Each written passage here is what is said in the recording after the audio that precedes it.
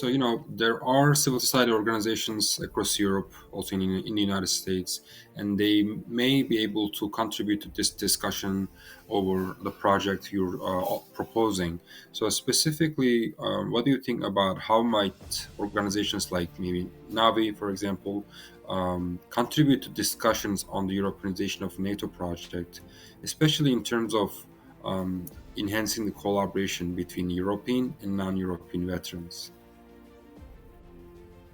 I think what you do is very important because when you say NATO veterans, you find a lot of European veterans, and I think that term is not present in the European conversation. It is present in the US, but veterans does not mean anything. Unfortunately, in Europe, we don't have a lot of respect, as much respect in Europe for soldiers who have been deployed overseas in difficult operations. So I think it's important culturally to import that term in Europe. First of all, bring people together and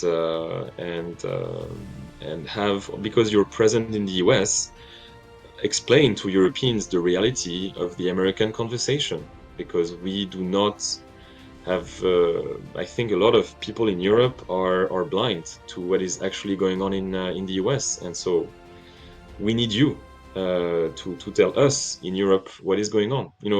Earlier I told you about making polls. Making polls about what Latinos are thinking about NATO, what Asians think about NATO.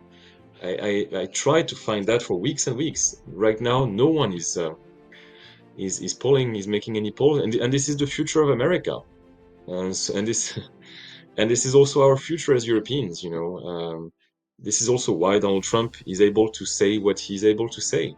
That NATO is BS, that we can put it behind us. And the reason why he can say that is because of these evolutions, and maybe Navi can work with other American think tanks there. For example, the Chicago Council on Foreign Affairs, which is doing a lot of polling, but not on this.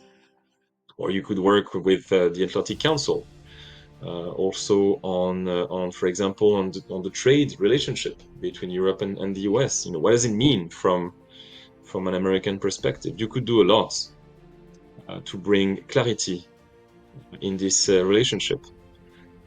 And diplomacy. I mean, you need some shade for diplomacy to work. You need some secrets. You need some hypocrisy also.